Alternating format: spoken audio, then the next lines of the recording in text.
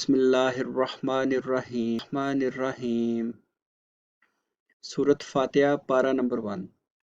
پہلا پارہ سورت فاتحہ مکمل اور سورت بقرہ کے کچھ حصوں پر مشتمل ہے۔ اس میں تمام اہل علم کا اتفاق ہے کہ سورت فاتحہ مکہ میں نازل ہوئی اور اس پر بھی یہ بالکل ابتدائی مکی دور میں نازل ہوئی۔ یہ سورت 7 آیات پر مشتمل ہے۔ مختصر ہونے کے باوجود اس کتاب مقدس کے اساسی مقاصد اجمالی طور پر آگئے ہیں، اس لیے اسے ام القرآن اور اساس قرآن بھی کہا جاتا ہے، یعنی قرآن حکیم کی بنیاد۔ اس سورت کی حیثیت قرآن کے دیباچے کی بھی ہے اور خلاصے کی بھی ہے۔ قرآن کریم کے بنیادی مضامین 3 ہیں: توحید، رسالت، قیامت۔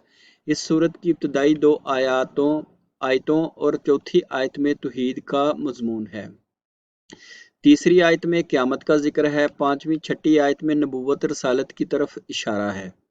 یوں ہی اس سورت میں اللہ تعالیٰ کے اسماء و صفات مذکور ہیں۔ اس کی عبادت، اس سے استعانت اور استقامت و ہدایت کی دعا کا حکم ہے۔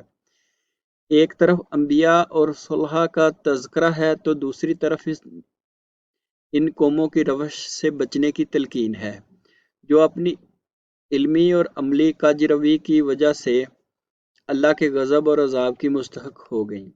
یہ دعویٰ بلا خوف تردید کیا جا سکتا ہے کہ سورت فاتحہ ایک بے مثال دعا، معارف کا بیش بہا خزانہ اور قرآنی علوم کا ایسا شفاف آئینہ ہے جس میں 113 صورتوں کی جھلک ہم مختصر وقت میں دیکھ سکتے ہیں۔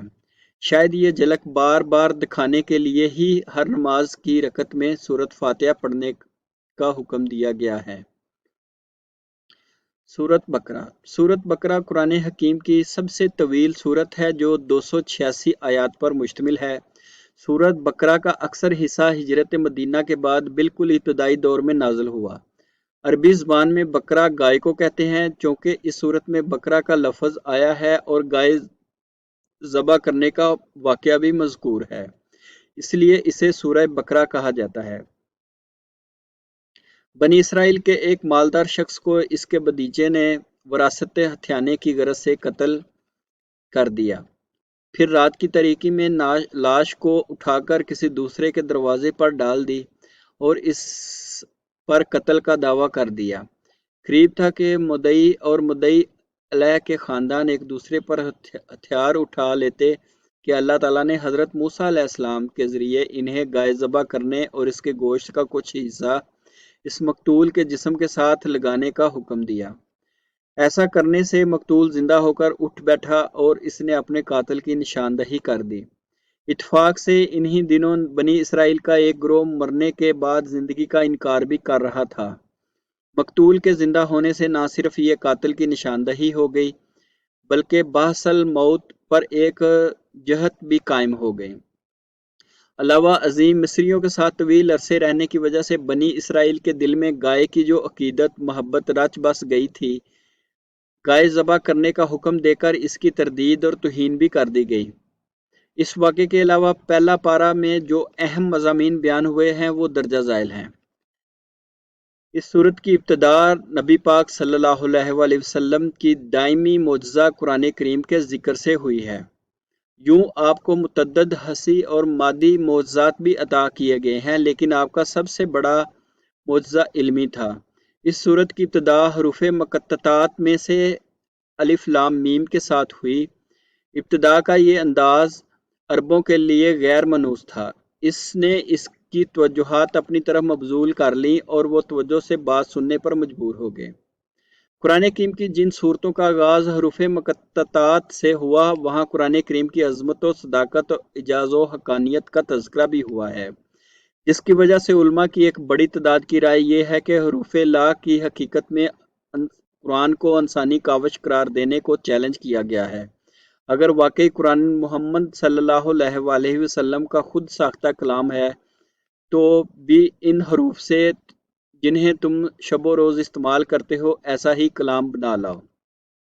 تمہیں اپنی فصاحت و بلاغت و زبان دانی پر بڑا ناز ہے، جس کی وجہ سے تم اپنے مقابلے میں سارے انسانوں کو عجم یعنی گونگے کہتے ہو، لیکن تاریخ گواہ ہے نہ کل کے کافروں نے اس چیلنج کو قبول کیا اور نہ آج کوئی قبول کرنے والا ہے، اور نہ ہی قیامت تک کوئی اسے قبول کر سکے گا۔ انسانوں کی 3 قسمیں ہیں: مومن، کافر اور منافق۔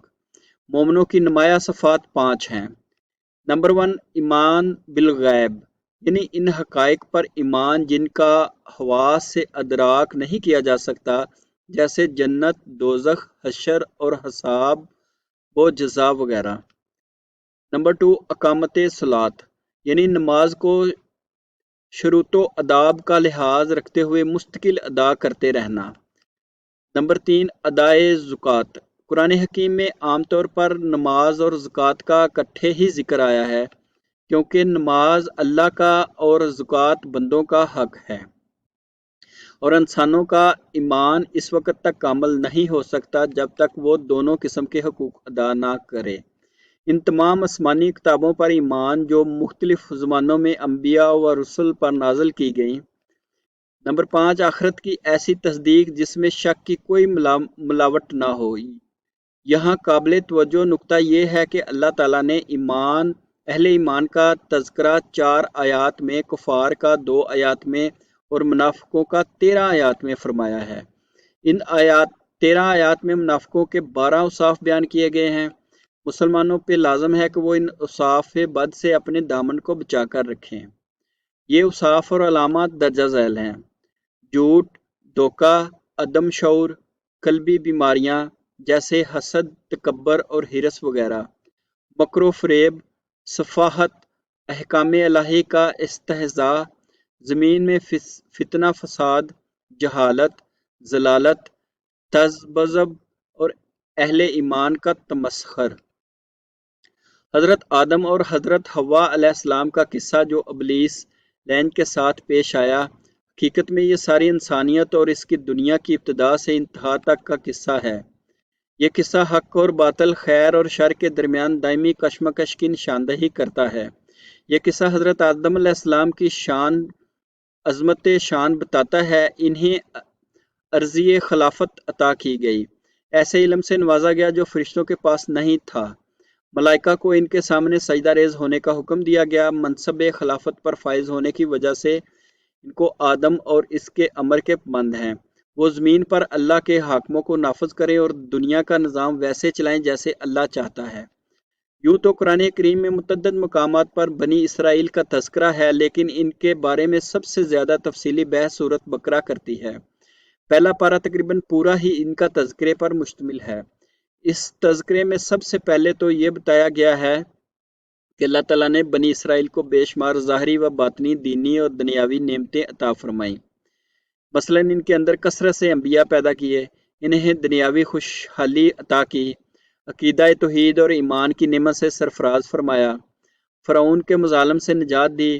انہوں نے حضرت موسیٰ علیہ السلام کی قیادت میں مصر سے ہجرت کی اور فرعون نے ان کا تعاقب کیا تو سمندر میں ان کے لیے راستے بنا دیے اور ان پر ظلم و ستم ڈھانے والے کو ان کی نظروں کے سامنے مار لا کر لشکر کو غرق آب کر دیا۔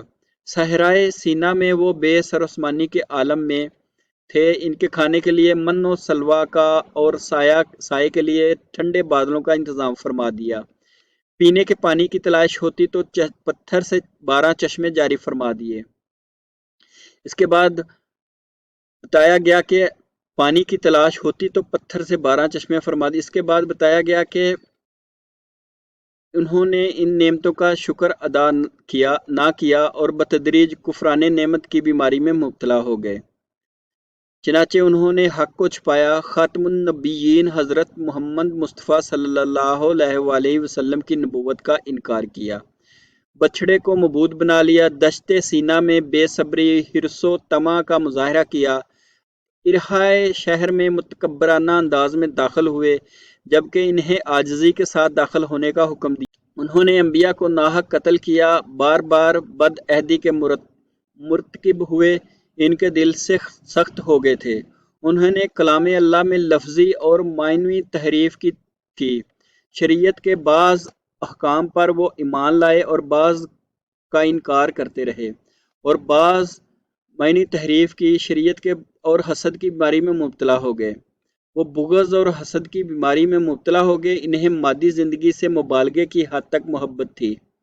مقرب فرشتوں سے بیزاری کا اظہار کرتے تھے، سحر و کہانت میں بے حد دلچسپی رکھتے تھے۔ ان کے ہاں ایسے علمیات کو قبول عام حاصل تھا جن کے ذریعے میاں بیوی کے درمیان جدائی پیدا کر کے عشق و فراز فسق کی راہ ہموار کی جائے۔ بد عملی کے باوجود جنت کے واحد ٹھیکیدار ہونے کا دعویٰ کرتے تھے۔ وہ نصاری وہ بڑے وثوق سے کہتے جنت میں صرف وہی جا سکتا ہے جو یہودی ہو، یا یہی دعویٰ انصاری بھی کرتے تھے۔ ان کے ساتھ دونوں یہ دعویٰ بھی کرتے تھے صرف ہم ہی حق پر ہیں اور ہمارے مخالف فرقے کے پاس کوئی دلیل نہیں۔ یعنی سوچنے اور عبرت و نصیحت کی بات یہ ہے کہ کہیں ان خرابیوں میں سے کوئی خرابی ہم مسلمانوں میں تو نہیں پائی جاتی۔ یہود پر انعامات اور ان کے کفران نعمت اور جرائم کی تفصیل کے بعد تذکرہ ہے حضرت ابراہیم علیہ السلام کا، جن کی عظمت و شان کی یہود و نصارہ دونوں تسلیم کرتے تھے اور فخریہ طور پر ان کی طرف اپنی نسبت کرتے تھے۔ حالانکہ اگر وہ اپنے دعوے میں سچے ہوتے تو ہمارے آقا صلی اللہ علیہ وآلہ وسلم کی اتباع ضرور کرتے، کیونکہ آپ حضرت ابراہیم علیہ السلام حضرت ابراہیم خلیل اللہ علیہ السلام کو مختلف ابتداؤں اور آزمائشوں میں ڈالا گیا۔ یعنی وہ ہر آزمائش سے سرخرو ہو کر نکلے۔ والد کی بت پرستی سے بیزاری کا معاملہ ہوا، یا قوم سے ٹکراؤ کا، نمرود سے بحث و مباحثے کا ہوا، یا آگ میں ڈالے جانے کا اور وطن سے ہجرت کا، بیوی اور بچے کو بے آب و گیا وادی میں چھوڑنے کا حکم ہوا، یا لخت جگر کو اپنے ہاتھوں سے ذبح کرنے کا۔ اللہ کے خلیل ہر مقام پر ثابت قدم رہے اور ان قدموں میں ذرہ برابر لرزش نہ آئی۔ اس ثابت قدمی کی برکت تھی کہ ان کی دعائیں قبول ہوئیں۔ مکے پرامن شہر بنا، وہاں کے رہنے والے لوگوں کو پھلوں کا رزق میسر آیا، اور سب سے بڑی دعا جو قبول ہوئی وہ یہ کہ اللہ نے قریش کی نسل سے خاتم النبیین حضرت محمد صلی اللہ علیہ وآلہ وسلم کو پیدا فرمایا۔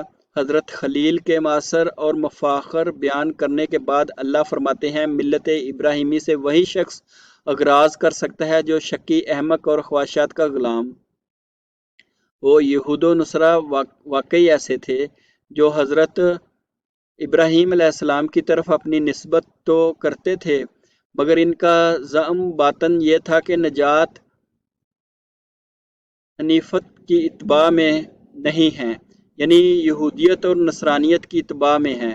اللہ نے اپنے نبی کو حکم دیا کہ انہیں حنیفیت یعنی دین اسلام کی طرف دعوت دیں، جو کہ تمام انبیاء کا دین ہے۔ اگر وہ آپ کی دعوت قبول کر لیں تو ہدایت پائیں گے، اور اگر قبول نہ کریں تو ان کا انکار اور گمراہی کسی دلیل کی بنا پر نہیں ہوگی بلکہ ضد اور عناد کی بنا پہ ہوگی۔ تو آپ نے انہی عناد کی گندگی میں پڑے رہنے دیں، اللہ ان سے نمٹ لے گا۔ ارشاد ہوتا ہے، اگر یہ یہود و نصارہ بھی اسی طرح ایمان لے آئیں جس طرح تم ایمان لائے تو یہ ہدایت پا جائیں گے، اور اگر وہ منہ موڑے رہیں تو اس پر تعجب نہ کرو، کیونکہ ضد اور مخالفت ان کی عادت ہے۔